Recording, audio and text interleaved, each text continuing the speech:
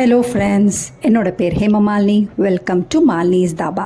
இன்றைக்கி நம்ம சேனலில் காலையில் பிரேக்ஃபாஸ்ட், டின்னர், அது மட்டும் இல்லை ஈவினிங் ஸ்நாக்ஸாகவும் செஞ்சு சாப்பிட்ற மாதிரி குழந்தைங்க விரும்பி சாப்பிட்ற அளவுக்கு ரொம்ப டேஸ்டான ஆரோக்கியமான சிறு தானியத்தில், அதாவது வெள்ளை சோள மாவில் எப்படி புட்டு செய்கிறதா இந்த வீடியோவில் பார்க்க போகிறோம். வெள்ளை சோள மாவில் நிறைய மருத்துவ குணங்கள் இருக்குது.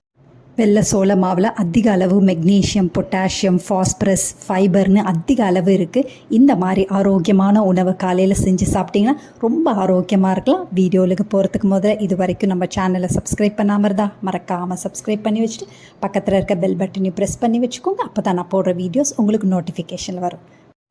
புட்டு செய்கிறதுக்கு முதல்ல மாவு நல்லா வறுத்துக்கணும். அப்போ தான் டேஸ்ட் ரொம்ப நல்லாயிருக்கும். அதுக்கு பெரிய அகலமான கடாய் அடுப்பில் வச்சுருக்கேன். இதில் 1 கப் அளவுக்கு நாட்டு வெள்ளை சோள மாவு, வீட்டில் செஞ்ச மாவு தான் யூஸ் பண்ணுறேன். நீங்கள் கடையில் வாங்கின மாவுனாலும் யூஸ் பண்ணிக்கோங்க. எடுத்து மீடியம் டு லோ ஃப்ளேமில் வச்சு 8லேருந்து 10 நிமிஷம் நல்லா வறுத்துக்கோங்க. கருகாமல் பார்த்துக்கோங்க. நல்ல வாசம் வரணும், அந்த அளவுக்கு நல்லா வறுத்துக்கோங்க. கையில் எடுத்து பார்த்திங்கன்னா நல்ல சூடாக இருக்கணும். அதே நேரத்தில் நல்ல வாசமாக இருக்கணும் மாவு. அந்த அளவுக்கு வந்தோன்னே அடுப்பை ஆஃப் பண்ணி இதை ஒரு பக்கத்துக்கு எடுத்து வச்சுக்கலாம். இப்போ பாருங்கள், மாவு நல்லா சூடு ஆறிடுச்சு. இதில் 1/4 டீஸ்பூன் அளவுக்கு உப்பு சேர்த்துக்கோங்க. உப்பையும் சேர்த்து நல்லா கலந்து விட்டுக்கோங்க. இன்னொரு பக்கத்தில் தண்ணி நல்லா சூடாக வச்சுருக்கேன். சுடு தண்ணி எடுத்து கொஞ்சம் கொஞ்சமாக நல்லா ஊற்றி, இந்த மாதிரி ஊற்றி நல்லா கலந்து விட்டுக்கோங்க. கையை வச்சு நல்லா கலந்து விட்டுக்கோங்க. பிகினர்ஸாக இருந்தால் கையை வைக்க வேணாம், ஏன்னா நல்லா சுடு தண்ணி. அதனால் பார்த்து கவனமாக கரண்டி வச்சு, அதாவது ஒரு உட்டன் கரண்டி அப்படி இல்லைன்னா ஏதாவது ஒரு கரண்டி வச்சு அதை வச்சு நல்லா கலந்து விட்டுக்கோங்க. இந்த மாதிரி கொஞ்சம் கொஞ்சமாக நல்லா சுடு தண்ணி ஊற்றிக்கோங்க. இந்த மாதிரி நல்லா கலந்து விட்டுக்கோங்க. கலந்து விட்டுட்டு கை பொறுக்கிற சூடு வந்தோடனே இந்த மாதிரி மாவெல்லாம் நல்லா எடுத்து விட்டு கையை வச்சு நல்லா பிசைஞ்சு விட்டுக்கோங்க. மாவு நல்லா அழுத்தம் கொடுத்து இந்த மாதிரி நல்லா பிசையணும். அப்போ தான் அதோட சூட்டுக்கே மாவு நல்லா வெந்து வரும்.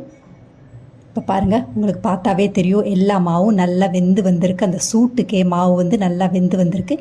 இப்போ நல்லா மாவெல்லாம் எடுத்து நல்லா இந்த மாதிரி பிடிச்சிங்கன்னா கொழுக்கட்டை மாதிரி பிடிக்க வரணும். அதுதான் சரியான பதம். இப்போ மாவு ரெடி ஆகிடுச்சு. இப்போ நல்லா உதுத்து விட்டுக்கோங்க. இப்போ எல்லா மாவையும் நல்லா உதுத்து விட்டுக்கோங்க. புட்டு செய்கிறதுக்கு மாவு நல்ல மணலாக ரெடி ஆகிடுச்சு. இப்போ புட்டு அவிக்க ஆரம்பிச்சிடலாம். வழக்கமாக நம்ம புட்டு செய்கிறதுக்கு மாவு அவிக்கும் போது நல்ல துணியில் போட்டு நல்ல மூட்டை மாதிரி கட்டி இட்லி குக்கரில் வச்சு நல்லா அவிச்சு எடுப்போம். இன்றைக்கி நான் கொலா புட்டும் செய்ய போகிறேன். அதே மாதிரி சின்ன கப்பில், குழந்தைங்களுக்கு சின்ன கப்பில் கொடுக்குற மாதிரி சின்ன கப்பில் தான் புட்டு அவிக்க போகிறேன். இந்த மாதிரி கொலா புட்டும் இதையும் செய்ய போகிறேன். இதில் முக்கால்வாசி மாவு ரொப்பினா சரியாக இருக்கும். புட்டு மாவு ரொப்பின பிறகு கடைசியாக கொஞ்சமாக தேங்காய் பூ சேர்த்துக்கோங்க. 2 கரண்டி அளவுக்கு தேங்காய் பூ சேர்த்துக்கோங்க. அதே மாதிரி கொலாலியும் அரைவாசி நீங்கள் மாவை ரொப்பின பிறகு நடு சென்டரில் தேங்காய் பூ கொஞ்சமாக சேர்த்துக்கோங்க. 2-3 கரண்டி அளவுக்கு தேங்காய் பூ சேர்த்த பிறகு மறுபடியும் மாவை சேர்த்துக்கோங்க. புட்டு மாவை சேர்த்த பிறகு இது மூடியை போட்டு நம்ம இப்போ அவிக்க ஆரம்பிச்சிடலாம். இன்னொரு பக்கத்தில் 2 ப்ரெஷர் குக்கர் அடுப்பில் வச்சுருக்கேன். தண்ணி நல்லா தளன்னு கொதிக்குது. இப்போ கொதிக்கிற இதில் ஆவி நல்லா வர ஆரம்பிச்சிருச்சு. இப்போ பாருங்கள், நல்லா ஆவி வர ஆரம்பிச்சிருச்சு. ப்ரெஷர் குக்கரில் தண்ணி நல்லா கொதித்து ஆவி வந்த பிறகு தான் நம்ம கப்பை வைக்கணும். இப்போ ஆவி வந்துருச்சு. இப்போ பாருங்கள், கப்புக்கு அடியில் சின்ன ஓட்டையாக இருக்குது. அந்த ஓட்டையை தான் எடுத்து நம்ம வெயிட் போடுற இடத்துல இந்த மாதிரி வைக்கணும். அதே மாதிரி தான் கொலா புட்டுலேயும் கீழே பாருங்கள், இந்த ரவுண்டு மாதிரி இருக்குது. அதை எடுத்து கணக்காக அந்த வெயிட் போடுற இடத்துல கரெக்டாக வைக்கணும். இப்போ ஹை ஃப்ளேமில் வச்சு 5லேருந்து 7 நிமிஷம் நல்லா வேகட்டும். இப்போ பாருங்கள், மூடி மேலே சின்ன சின்ன ஓட்டைகளாக இருக்குது. அந்த ஓட்டையிலேருந்து ஆவி வெளியில் வந்தால் தான் புட்டு வெந்துச்சுன்னு அர்த்தம். அந்த அளவுக்கு நல்லா வேகட்டும். இப்போ பாருங்கள், ஆவி நல்லா வந்துருச்சு. இப்போ புட்டு வெந்துருச்சான்னு நம்ம இப்போ செக் பண்ணிக்கலாம்.